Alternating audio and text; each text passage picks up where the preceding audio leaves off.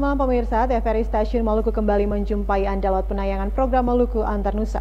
Mengawali kebersamaan Anda dengan kami dalam program Maluku Antar Nusa, terlebih dahulu dapat Anda simak kilas berita utama.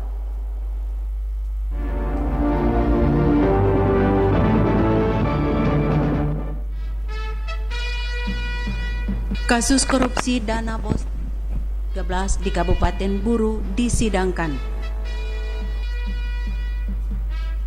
Keluarga Debbie Birahi minta korban pembunuhan oleh oknum anggota Yonif 734 Saum Laki dihukum mati sesuai perbuatannya. Pengikut aliran Syiah Jafariyah masih berkeliaran di Ternate, Provinsi Maluku Utara.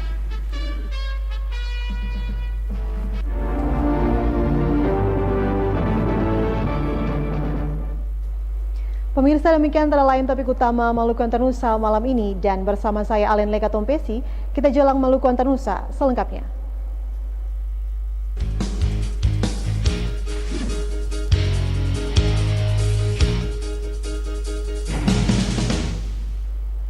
Pemirsa, Pengadilan Tindak Pidana Korupsi Ambon menyidangkan kasus korupsi dana bantuan sosial di Kabupaten Buru tahun 2013. Sidang kali ini mendengarkan keterangan sejumlah saksi. Beberapa saksi mengakui dana bansos dipergunakan untuk merenovasi sekolah dan pembelian perangkat sekolah.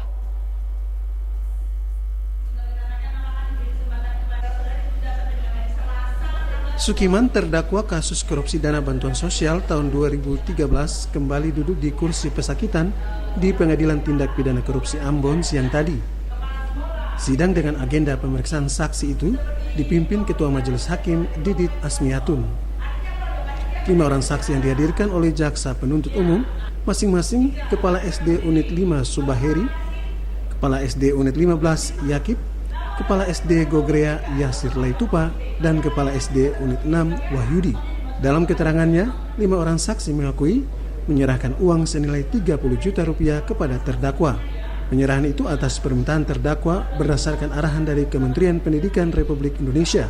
Saksi menjelaskan dana bantuan sosial tahun 2013, masing-masing sekolah mendapat alokasi sebesar 190 juta rupiah. Bantuan itu bersumber dari APBN. Saksi menyebutkan anggaran 30 juta yang diberikan kepada terdakwa hingga kini belum dipertanggungjawabkan. Hal ini dikarenakan penyerahan itu tidak disertai bukti penerimaan oleh terdakwa. Menanggapi keterangan saksi, terdakwa mengakui menerima 30 juta dari 8 SD di Kabupaten Buru. Akibatnya negara dirugikan ratusan juta rupiah. Sidang dengan agenda pemeriksaan saksi akan dilanjutkan pekan depan. Panili Tahid melaporkan. Puluhan pengikut aliran Syiah Jafariyah masih berkeliaran di kota Ternate menyampaikan dakwah mereka. Padahal aliran itu telah dinyatakan sesat oleh Majelis Ulama Indonesia Provinsi Maluku Utara.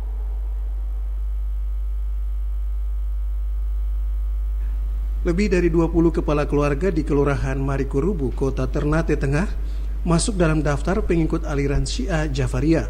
Mereka hingga saat ini masih berkeliaran menyampaikan dakwah. Kepala Kesbangpol Kota Ternate, Abdullah Sadik, mengatakan, Majelis Ulama Indonesia Provinsi Maluku Utara sudah menyatakan aliran tersebut sesat pada tahun 2015. Saat ini ada sekitar 7 kelurahan di Kota Ternate di mana pengikut aliran tersebut terdeteksi. Jika hal ini tidak diantisipasi, menurut Abdullah Sidik, akan menimbulkan gejolak dan benturan di masyarakat. Untuk itu, Kesbangpol telah menyurati lurah dan camat di seluruh kota Ternate untuk menghentikan aktivitas Nawawi Husni yang dinamakan Jamaah Syiah Jafariyah. Lurah Marikurubu, Kecamatan Kota Ternate Tengah, membenarkan ada sejumlah warganya merupakan pengikut aliran Syiah Jafariyah. Selain itu, sejumlah warga kelurahan lain juga terdeteksi bergabung dengan kelompok tersebut. Sejauh ini pihak kelurahan telah berupaya menghentikan kegiatan Syiah Jafariyah dengan pola persuasif. Baru-baru ini sempat terjadi kericuan antara warga kelurahan Marikurubu dengan pengikut Syiah Jafariyah. Warga merasa terganggu dengan aktivitas para pengikut aliran tersebut. Beruntung insiden itu tidak menimbulkan korban jiwa. Aparat TNI Polri dengan sigap turun ke lokasi untuk mengevakuasi para pengikut Syiah Jafariyah. Dari Ternate, Maluku Utara, Rusdi Samsi melaporkan. Pemirsa, keluarga korban Debbie Birahi, korban pembunuhan oleh oknum anggota Yonif 734 Somelaki, meminta pelaku dihukum mati sesuai dengan perbuatannya. Orang tua korban Poli Birahi menyatakan pembunuhan terhadap anaknya merupakan sesuatu yang keji dan kejam.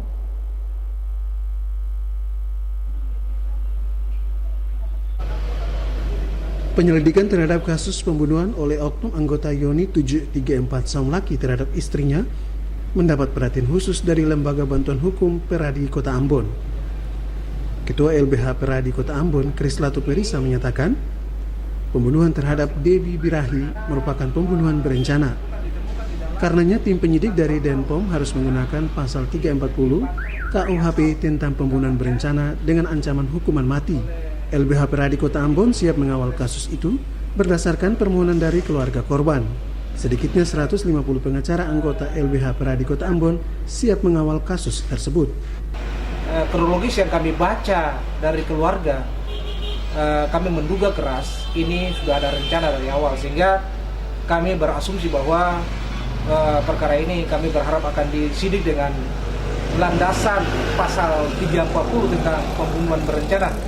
Dan apa yang tadi dimintakan oleh para pemohon kami dan masyarakat itu untuk kemudian disidik, kami berharap baik oleh penyidik TNI maupun penyidik dari Polri bisa melihat persoalan ini dengan berlandaskan pasal ini. Kami tidak mau mencampur adukan, tapi kami sangat berharap apa yang diharapkan oleh pihak keluarga itu ya untuk dapat dituntaskan setuntas-tuntas, sehingga keadilan yang dirindukan oleh keluarga itu dapat tercapai.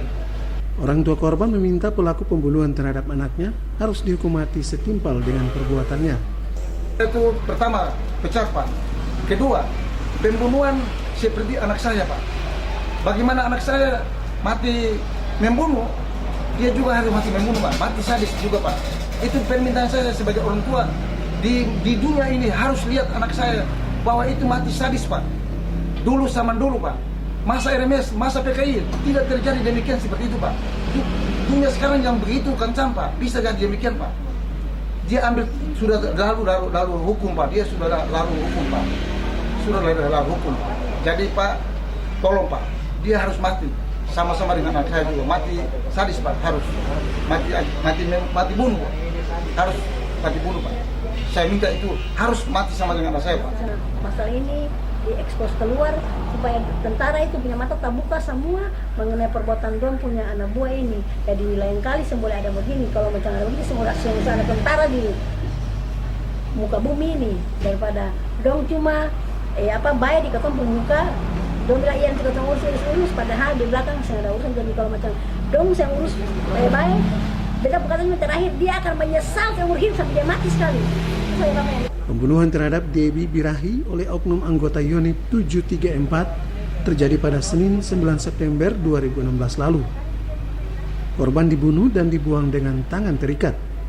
Kini pelaku pembunuhan, Pratu Filipus Albertus Kewila, telah ditahan oleh Denpom 16 Patimura untuk diproses hukum. Fadil Tahid melaporkan. Pemirsa, lebih dari 1.600 personil gabungan TNI Polri akan dikerahkan untuk mengamankan pelaksanaan pemilihan wali kota dan wakil wali kota Ambon. Selain itu, personil keamanan Linmas juga akan dilibatkan untuk bersama membantu suksesnya Pilkada Kota Ambon 2017 mendatang.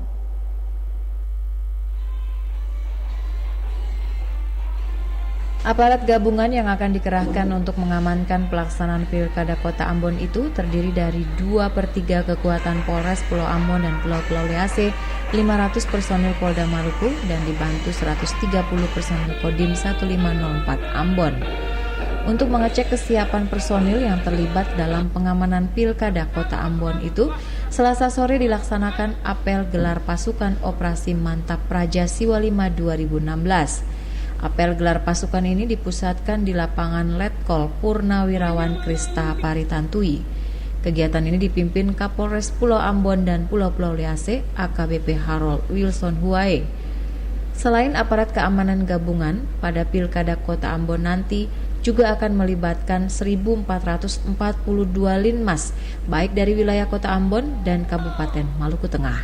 Telah amanat, ada 1.033 dari Polda, gabungan semuanya dengan Polres. Dari rekan-rekan ini ada 130 orang yang kita bantu oleh 1.442 linmas dan 504 linmas dari Mabes. Itu masih asumsi sementara kalau yang petugas linmas, karena tergantung tadi KPU kan penetapan TPS berapa, atau nanti diatur polanya. Itulah yang kelewatan linmas yang berapa. Untuk pola pengamanan TPS yang digunakan yaitu kategori TPS aman, 4 TPS akan dikawal 1 personil polisi, TPS rawan 1, 2 TPS dikawal 1 personil, dan TPS kategori rawan 2, 1 TPS dikawal 2 personil polisi. Christine Sipahelut Kurniawan melaporkan. Pemirsa, Komisi Pemilihan Umum Kota Ambon belum menetapkan jumlah tempat pemungutan suara atau TPS karena masih menunggu hasil pendataan jumlah pemilih. Namun sesuai anggaran, KPU menyiapkan sekitar 700 TPS.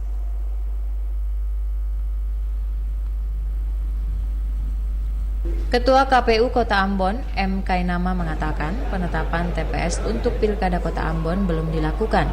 KPU Kota masih menunggu hasil pencocokan dan penelitian atau coklit oleh petugas pemutakhiran data pemilih yang sementara berjalan saat ini. Setelah pendataan selesai, hasil coklit itu akan dihitung kembali untuk persiapan menentukan daftar pemilih sementara. Apabila jumlah pemilih sudah selesai didata dan diverifikasi kembali, barulah KPU akan menetapkan jumlah TPS yang akan digunakan pada Pilkada Kota Ambon 15 Februari mendatang. Anggaran yang disiapkan oleh KPU kemarin NPD-nya kita siapkan itu TPS. Itu dengan asumsi bahwa setelah kita mendapat data pemilih yang akan turun, itu baru kita lakukan coklit. Nah, dengan coklit ini kelihatannya dari 17 TPS ini akan turun sekitar 6. Nah, itu nanti kita akan hitung kembali setelah hasil coklitnya selesai, nanti bulan Oktober itu kita masuk untuk lakukan persiapan daftar pemilih sementara. Ada sekitar 800 PPDP atau petugas pemutakhiran data pemilih yang sementara melakukan pendataan di 5 kecamatan yang ada di Kota Ambon. Mereka akan melakukan pendataan hingga 8 Oktober mendatang. Christine Sipahelut Kurniawan melaporkan. Sementara itu, isu tak sedap dilayangkan kepada sejumlah elit PDI Perjuangan Kabupaten Seram bagian Barat dan Provinsi Maluku terkait aliran dana mahar politik yang diberikan salah satu bakal calon untuk mendapat rekomendasi dalam Pilkada Seram bagian Barat. Namun Ketua DPD PDI Perjuangan Maluku Edwin Huai membantah adanya isu tersebut.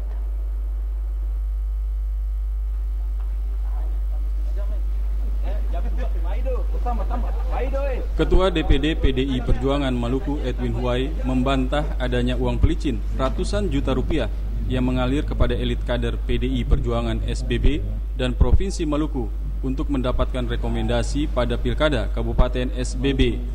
Usai paripurna kemarin, Edwin Huai mengatakan isu miring soal aliran dana mahar politik yang diminta kader Partai PDI Perjuangan baik di Kabupaten SBB maupun Provinsi Maluku yang dihembuskan sangat disesalkan karena tidak didasari pembuktian.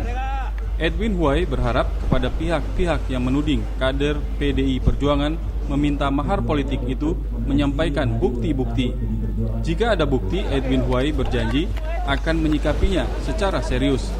Kader PDI Perjuangan baik secara diam-diam maupun terbuka menerima aliran dana itu akan diberi sanksi.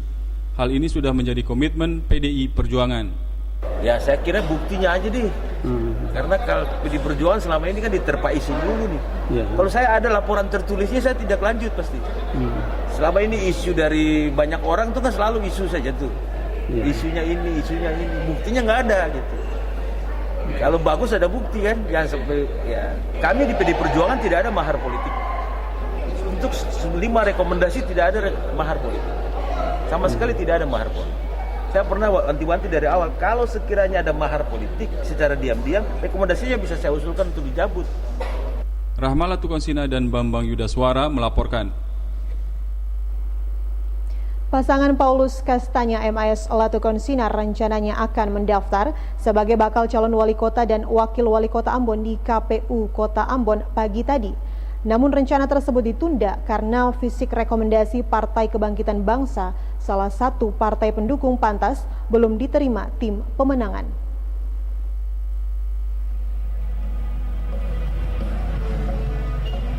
Koalisi partai politik pengusung pasangan Paulus Kastanya MAS Latu Konsina atau Pantas semula merencanakan pendaftaran pasangan bakal calon wali kota dan wakil wali kota Kota Ambon itu ke KPUD Kota Ambon hari ini tanggal 21 September 2016 jam 10.00 WIB. Namun pendaftaran itu ditunda sambil menunggu rekomendasi Partai Kebangkitan Bangsa yang direncanakan besok sore akan diserahkan. Fisik rekomendasi itu merupakan salah satu persyaratan dukungan yang harus diserahkan pada saat pendaftaran pasangan calon untuk maju pada Pilkada 2017 mendatang. Sekretaris Tim Pemenangan Pantas Latu Mairisa mengatakan, fisik rekomendasi itu akan diserahkan besok sore kepada Tim Pemenangan Pantas. Pasangan Pantas menunggu rekomendasi itu sebagai bukti komitmen politik yang telah dibangun serta kebersamaan dalam tim koalisi. Setelah rekomendasi itu diterima, maka pendaftaran akan dilakukan paling lambat Jumat 23 September nanti. Selain pendaftaran pasangan Pantas, pada saat yang sama, tim pemenangan juga akan mendaftarkan tim pemenangan dan tim kampanye tingkat Kota Ambon maupun tim kampanye tingkat kecamatan sesuai ketentuan yang berlaku. Dalam kerangka itu, maka dalam semangat untuk membangun kebersamaan dan menjaga komitmen bersama kita 9 partai politik pengusung ini, maka hari ini kita menunda dulu pendaftaran kita. Karena pendaftaran di KPU itu kan berlangsung dari tanggal 21 sampai tanggal 23. Dan pada saat pendaftaran itu, rekomendasi partai politik itu harus wajib hukumnya dengan persetujuan yang disebut dengan model BB1 KWK. Pendaftaran pasangan Pantas Poli Sam ini merupakan perwujudan dari tekad untuk melakukan yang terbaik bagi segenap masyarakat warga Kota Ambon. Latu Mairisa meminta dukungan masyarakat Kota Ambon untuk bersama pasangan Pantas memenangkan Pilkada Kota Ambon 2017 mendatang. Rahma Latu Konsina, Hamjatomia melaporkan. Sementara itu pemirsa, pasangan Richard Louhen APC Syarif Hadler akan melakukan deklarasi pada tanggal 23 September mendatang. Deklarasi pasangan dengan jargon Paparisa baru ini akan dilangsungkan sebelum melakukan pendaftaran di KPU daerah Kota Ambon.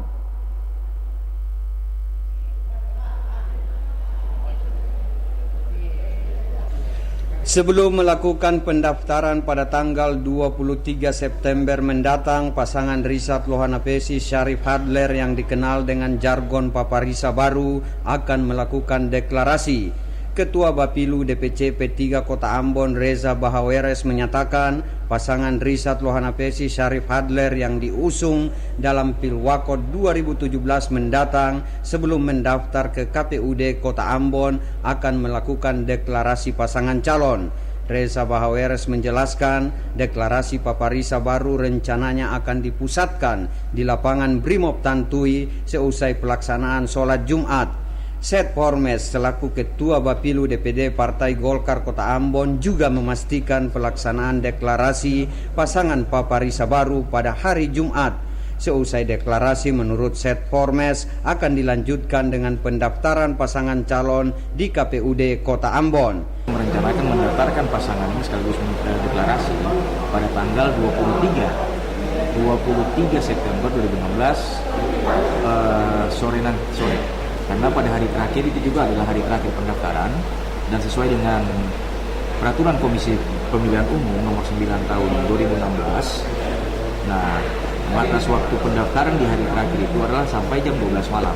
Rencanakan tanggal 23 hari Jumat setelah sholat Jumat. Kenapa kita memilih hari Jumat? Karena kita meyakini bahwa hari Jumat ini hari yang penuh berkah. Dalam umat Muslim setiap hari Jumat itu dilaksanakan sholat Jumat. Dalam umat Kristen ada ibadah Jumat Agung setiap hari Jumat. Jadi hari Jumat bagi kami itu hari yang sangat membawa berkah untuk kita melakukan pendaftaran. Reza Bahaweres maupun Set Pormes yakin pelaksanaan deklarasi pasangan Paparisa Baru akan berlangsung meriah karena melibatkan konstituen, parpol, pendukung dan sejumlah relawan dari pasangan calon. Tim pemenangan pasangan Paparisa Baru kini sementara menyiapkan teknis pelaksanaan deklarasi yang nantinya akan dilanjutkan dengan pendaftaran di KPUD Kota Ambon. Boy Nahrum Kurniawan melaporkan. Dewan Pengurus Cabang DPD PDI Perjuangan bersama DPW PKS Wilayah Maluku resmi mengusung Samson Atapari Sufi Majid sebagai bakal calon bupati dan wakil bupati Seram bagian Barat periode 2017-2022. PDI Perjuangan Kabupaten Seram bagian Barat. Penetapan pasangan bakal calon tersebut disampaikan Koordinator Daerah Korda Wilayah Timur Pengurus DPD PDI Perjuangan Ben-Hur Watubun kepada awak media Selasa kemarin di Ambon. Penetapan pasangan bakal calon itu setelah melalui proses dan mekanisme kedua partai. Pasangan Samson dan Supi resmi mendaftarkan diri hari ini di KPUD Seram bagian Barat sebagai bakal calon bupati dan wakil bupati Seram bagian Barat 2017-2022.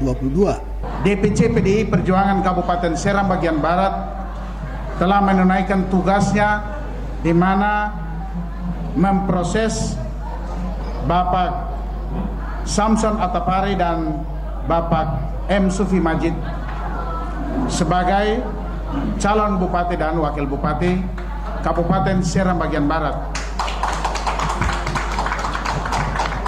Jadi koalisi kami ini kami namakan koalisi Inama. Dalam perspektif sejarah, adat dan budaya setempat, Inama itu menggambarkan sebuah kedudukan tertinggi di Kabupaten Seram bagian Barat dalam tataran adat dan budaya, di mana dalam pengambilan keputusan tertinggi itu forumnya namanya Inama. Jadi Inama Talabatai, Inama Eki Sapelewa dan seterusnya. Selain pasangan Samson Atapari Supi Majid yang diusung partai koalisi Inama, juga terdapat sejumlah pasangan bakal calon lainnya yang mendaftar melalui jalur politik nantinya turut meramaikan Pilkada Seram bagian Barat. Kandidat bupati yang diperkirakan ikut dalam Pilkada Seram bagian Barat antara lain Raymond Putile Halat yang diusung Partai Demokrat, Yasin Payapo, Timotius Akirena diusung Partai Hanura dan Nasdem, serta pasangan Sanajihitu Tuteru yang diusung Partai Golkar. Abu Sahbawa, Caktamaela melaporkan. Pemirsa, kontingen Maluku kemarin menambah perolehan medali perak melalui karateka putri Merlin Entamoing. Dalam partai final minus 50 kg putri, Merlin dikalahkan karateka DKI Jakarta Maya Sheva dengan skor tipis 2-3.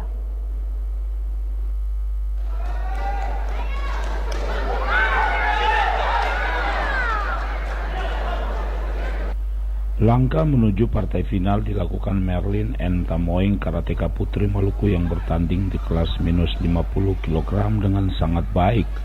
Pada pertandingan pertama, Merlin mengalahkan karateka putri asal NTT, Gloria Anastasia Rumte dengan skor 6-1. Partai berikut mengalahkan Hesti Kurniasi dengan skor 4-1. Sementara pada partai semifinal, karateka putri andalan Maluku ini kembali mengalahkan Niputu Eka Purnamayanti asal Bali dengan skor 6-4. Namun ambisi untuk meraih medali emas karate PON 19 Jawa Barat pupus setelah di partai final yang dipertandingkan di GOR Sabuga ITB, Merlin Entamoing dikalahkan karateka putri DKI Jakarta Maya Sheva dengan skor tipis 2-3. Agresivitas penyerangan maksimal dilakukan Merlin, bahkan terjadi saling kejar poin. Namun ketika terjadi angka sama 2-2, wasit kemudian melakukan hansai atau voting. Hasil akhir posisi 3-2 untuk lawan Merlin. Yang pasti bersyukur karena ya sudah melakukan yang terbaik, apapun hasilnya tetap bersyukur. Tadi bagaimana pemain waktu? Kalau bertanding sudah maksimal, cuman semua tergantung keputusan dari wasit karena hantai 3-2 untuk DKI, jadi ya mau sudah lakukan yang terbaik, apapun itu terima. Hasil yang maksimal yang dia sudah berikan, walaupun belum dapat nomor 1, ya, tapi itu yang dia sudah berikan. Dan hasil poinnya itu 2 sama. Akhirnya kalau di karate kan pakai istilah hantai, artinya cari kemenangan. Dan benderanya 3 buat DKI, 2-nya buat Maluku. Itu. Ini sudah maksimal lah. Sudah maksimal. Dia sudah sangat-sangat maksimal sekali. Di cabang karate, Maluku masih menyisakan 1 nomor untuk ikut bertanding, yakni Komite Bergu Putra yang bertanding pada hari ini. Sementara itu di cabang tinju yang dipertandingkan di GOR Pelabuhan Ratu, Kabupaten Sukabumi, Jawa Barat pada Selasa malam, petinju putra Maluku Julius Lumoli di kelas bantam 56 kg putra menang angka atas petinju Sulawesi Utara Walmer Sabu. Hari ini 3 petinju Maluku akan bertanding masing-masing di kelas 54 kg putri. Esther Klayukin berhadapan dengan Norberta Tajuin Papua, kelas 64 kg putra. Ralin Lumoli berhadapan dengan Waldi Tambelaka NTT, dan Bram Betaubun di kelas 75 kg putra berhadapan dengan Alex Tatontos Sulawesi Selatan. Dari Bandung, Jawa Barat, Luki Supakwa Edmond Tupan melaporkan. Sementara itu pemirsa, pada cabang biliar dan ski air, atlet-atlet Maluku yang bertanding dan berlomba kemarin masih belum beruntung. Pada kedua cabang ini, atlet-atlet Maluku masih akan bertanding dan berlomba guna mencapai hasil yang maksimal.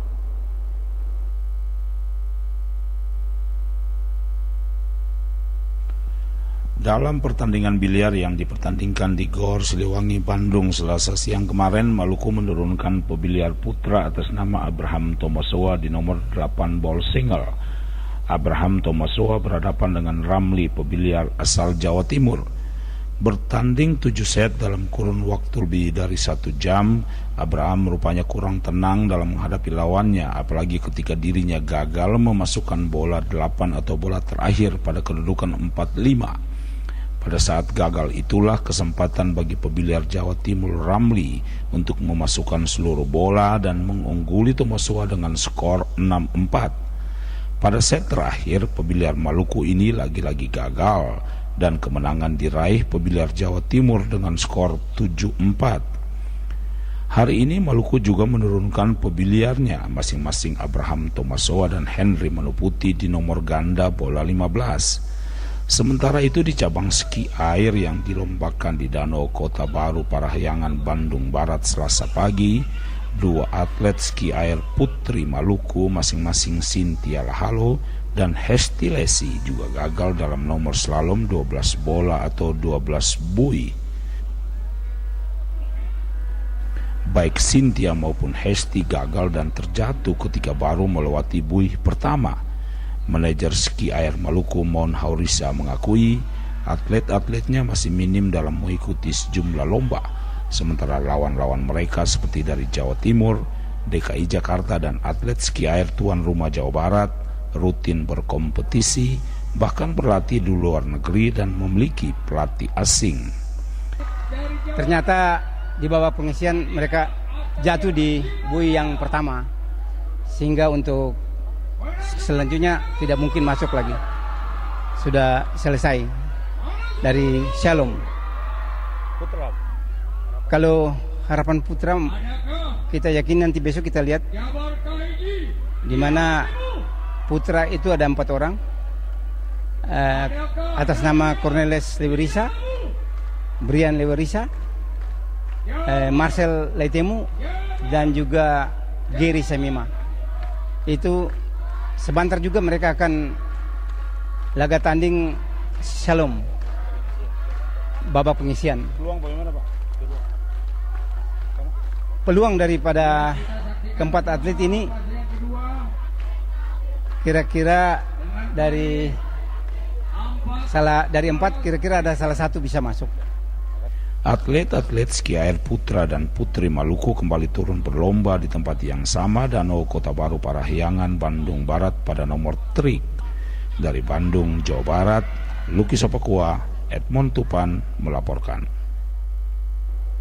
Pemirsa, baru saja kami memperoleh kabar dari Arena PON Jawa Barat bahwa petinju Maluku Esther Klayukin yang turun di kelas 54 kg putri sore tadi harus mengakui keunggulan lawannya dari Papua Narberta Tajuin dengan angka.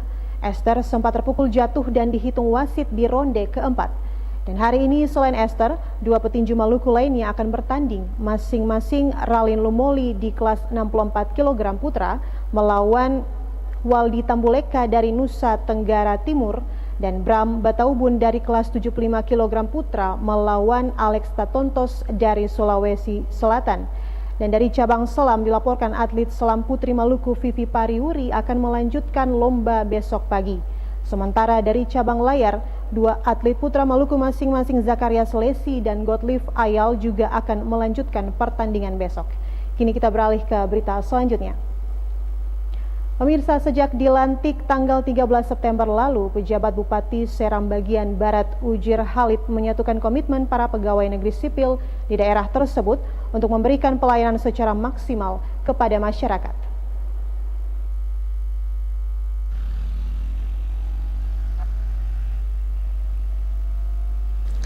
Pelayanan publik menjadi salah satu perhatian penjabat Bupati Seram bagian Barat Ujir Halid dalam melaksanakan tugas yang diembannya.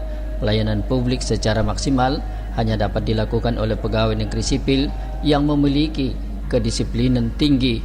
Penjabat Bupati Seram bagian Barat minta kepada para PNS di SPB untuk senantiasa meningkatkan kedisiplinan dalam melaksanakan tugas sehari-hari. Penegasan tersebut disampaikan penjabat Bupati SPB Ujir Halid saat bertatap muka dengan seluruh pejabat eselon 2, 3, dan 4 di lingkungan pemerintah Kabupaten Seram bagian Barat.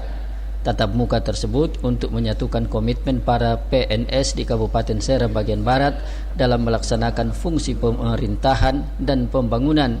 Penjabat Bupati minta agar para pejabat eselon 2, 3, dan 4 mengawasi para bawahannya, terutama menyangkut kedisiplinan. Terkait dengan pilkada, penjabat Bupati secara tegas akan memerintahkan kepada PNS agar tetap netral. Jika ada PNS yang tidak netral dalam pilkada nanti, mereka akan diberi sanksi sesuai dengan ketentuan.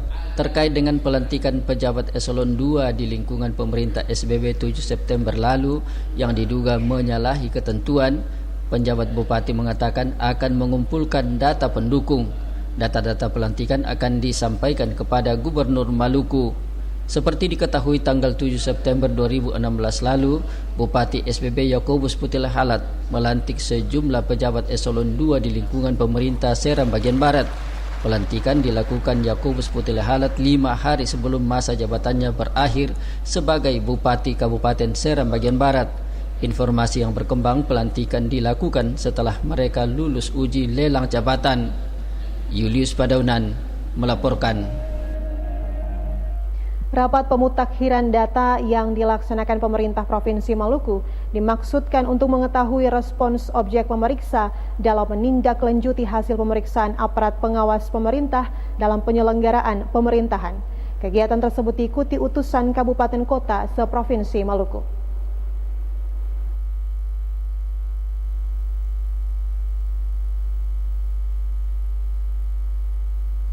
Pemutakhiran data tindak lanjut hasil pengawasan yang dilaksanakan ini merupakan agenda resmi aparat pengawasan baik eksternal maupun internal.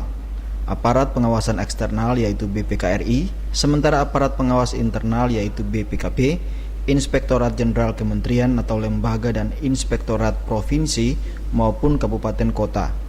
Kegiatan ini sebagai implementasi peraturan pemerintah tentang pedoman pembinaan dan pengawasan penyelenggaraan pemerintah daerah. Sekretaris Daerah Maluku Hamin bin Tahir mengatakan, rapat pemutakhiran data tindak lanjut hasil pengawasan dimaksudkan untuk mengetahui respon objek pemeriksa dalam menindaklanjuti hasil pemeriksaan aparat pengawas pemerintah. Pengawasan tidak akan efektif dan mubasir bila pimpinan satuan kerja atau objek pengawasan tidak melaksanakan setiap rekomendasi hasil pengawasan dengan baik, benar, dan bertanggung jawab. Setiap fase tindak lanjut hasil pengawasan akan mengalami kemajuan yang berarti bila makin banyak penyelesaian dari setiap rekomendasi temuan yang tercatat. Proses perbaikan, penyempurnaan, dan penindakan harus menjadi prioritas bagi audit. Level wajar tanpa pengecualian yang diberikan BPK bagi Provinsi Maluku merupakan tantangan untuk menata daerah ini lebih baik. Sekda meminta seluruh SKPD provinsi maupun kabupaten kota untuk konsisten melakukan pengawasan yang ketat dan komprehensif terhadap pengelolaan keuangan pada satuan kerja masing-masing sebagai bentuk komitmen untuk menciptakan tata kelola pemerintahan yang baik. Kegiatan pemutahiran data tindak lanjut hasil pengawasan aparat pengawas intern pemerintah tingkat Provinsi Maluku itu akan berlangsung selama 3 hari. Otniel Kotadini melaporkan. Kepala Kantor Kementerian Agama Maluku Faisal Musad menyambut baik kegiatan Habibie Center di Maluku. Salah satu kegiatan yang mendapat sambutan baik itu adalah penguatan kapasitas terhadap toleransi umat beragama di Maluku, terutama di Kota Ambon.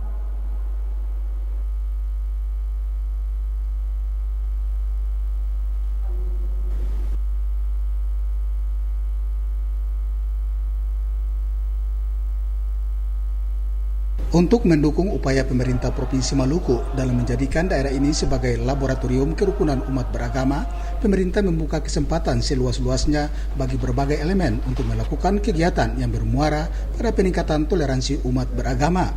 Salah satunya adalah lokakarya penguatan kapasitas dalam konteks kehidupan umat beragama yang dilaksanakan Habibie Center bersama dengan Tipa Damai Maluku.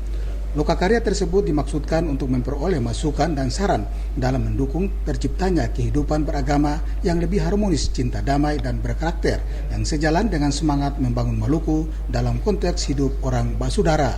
Lokakarya ini melibatkan berbagai komunitas beragama di Kota Ambon. Kepala Kantor Kementerian Agama Maluku Faisal Musad mengatakan kehadiran Habibie Center di Maluku dalam upaya menumbuhkan semangat kebersamaan di Kota Ambon merupakan langkah nyata dalam upaya membangun kebersamaan umat beragama di Maluku secara paripurna.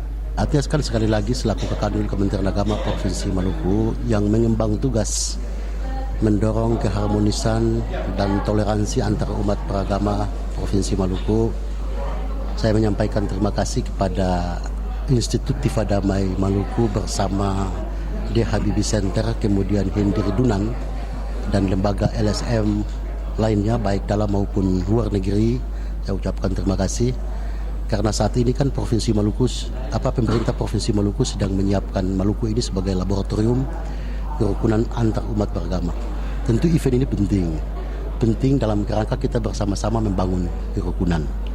Nah itu kedua, yang pertama. Kemudian yang kedua itu tentang kegiatan-kegiatan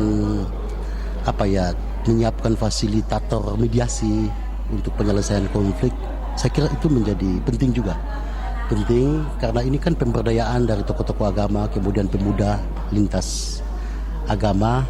Dengan demikian maka saya anggap bahwa kegiatan yang dilaksanakan pada hari ini, baik FGD kemarin maupun Lokakarya hari ini, itu bagian dari gerakan perdamaian, kemudian gerakan toleransi, gerakan revolusi mental.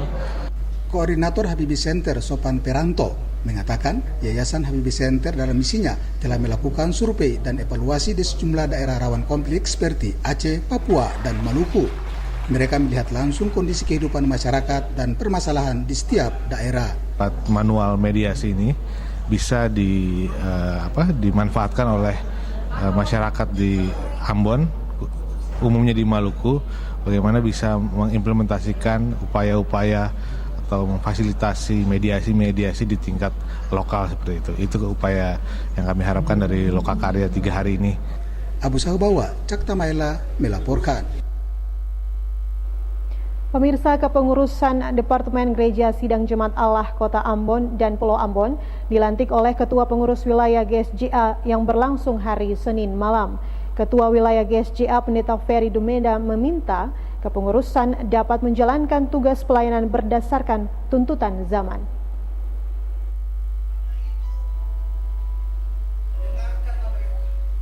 Pelantikan kepengurusan Departemen Gereja Sidang Jemaat Allah Kota dan Pulau Ambon berlangsung dalam ibadah syukur di Gedung Gereja GSJA Agape Puka Senin malam.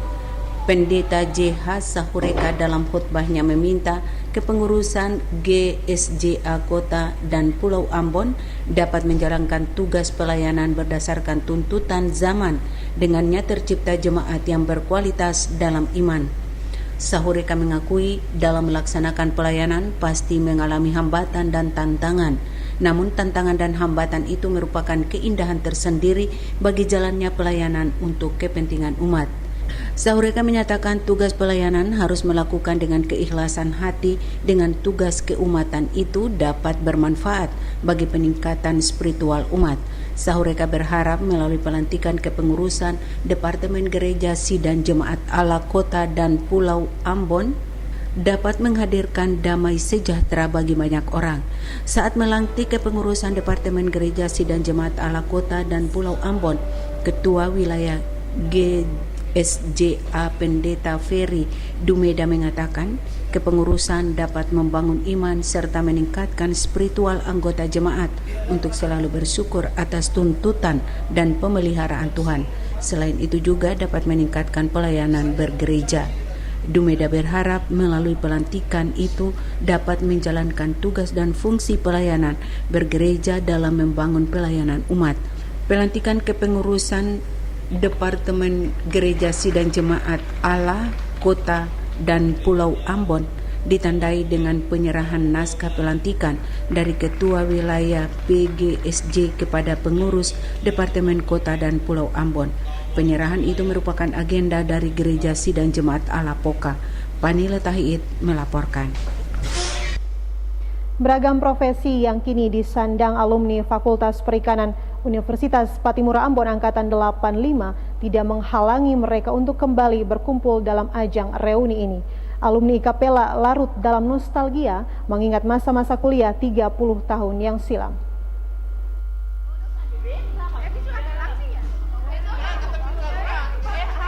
Mengenang masa-masa pendidikan di kampus bagi sebagian orang menjadi momen yang membahagiakan.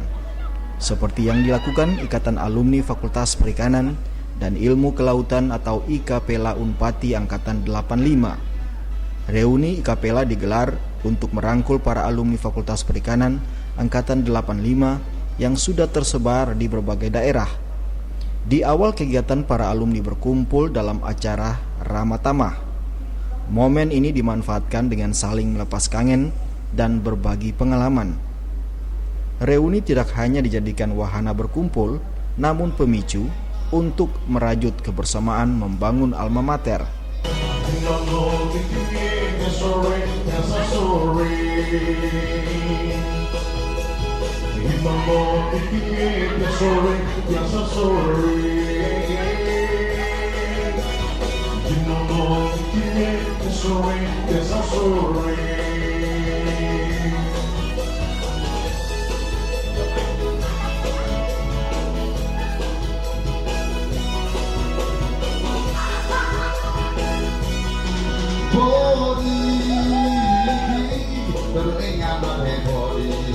Ketua IKAPELA Hanse Matakupang mengatakan, reuni Fakultas Perikanan dan Ilmu Kelautan Angkatan 85 bertujuan memupuk persaudaraan dan kebersamaan.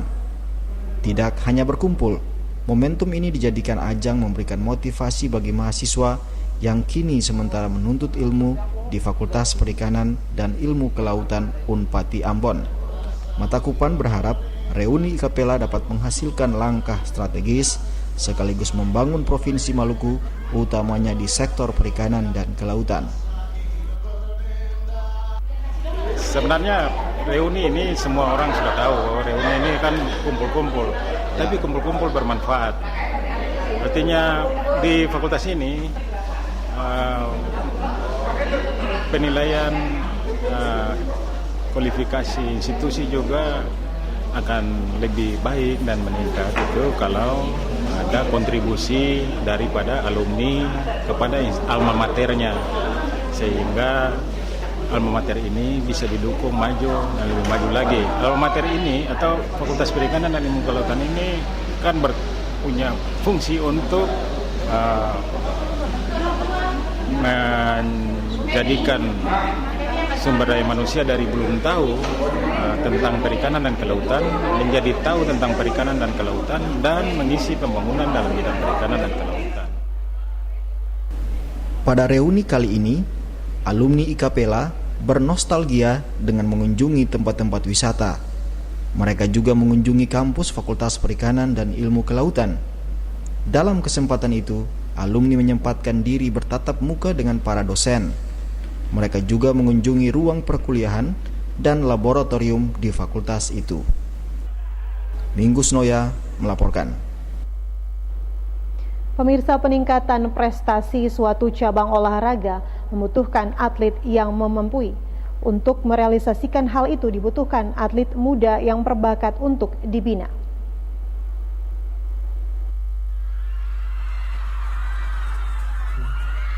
Ini adalah pertandingan bola voli antara tim putri SMA PGRI Ambon melawan tim SMA Negeri 3 Ambon. Pertandingan yang berlangsung meriah ini diwarnai dengan jual beli serangan. Namun tim bola voli SMA PGRI Ambon lebih dominan dalam segi teknik, taktik dan stamina dan penguasaan lapangan. Tim bola voli putri SMA PGRI Ambon melalui penguasaan bola yang dominan berhasil mengalahkan tim putri SMA Negeri 3 Ambon 2 set, yakni 25-18 dan 25-7.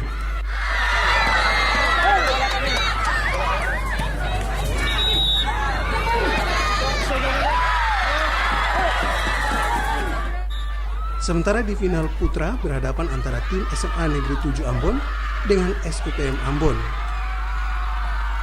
Terjadi jual beli serangan dengan smash-smash yang membuat kedua tim memperoleh angka demi angka dengan ketat. Berkat kekompakan dan kerjasama yang baik yang ditunjukkan, di lapangan tim SMA Negeri 7 Ambon memenangkan pertandingan ini dengan 3 set.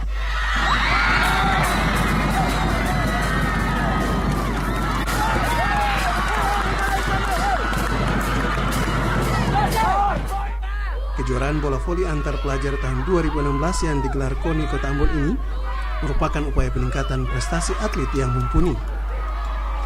Dalam merealisasikan hal tersebut, dibutuhkan atlet muda berbakat untuk dibina. Ini yang memang wajar kita bina untuk mempersiapkan Popmal maupun kegiatan PRAPON, PON remaja maupun PON 2020. Ini kita punya anak harus siap. Dari dini kita mulai bina. Hasil ini luar biasa. Kejuaraan bola voli antar pelajar tahun 2016 dilangsungkan dalam 2 kategori, yakni untuk tingkat SMA dan tingkat SMP. Boy Nahrum Kurniawan melaporkan. Honda, salah satu merek otomotif, membuka cabangnya di Kota Ambon. Dan pagi tadi cabang tersebut diresmikan oleh Sekretaris Kota Ambon AG Latuheru.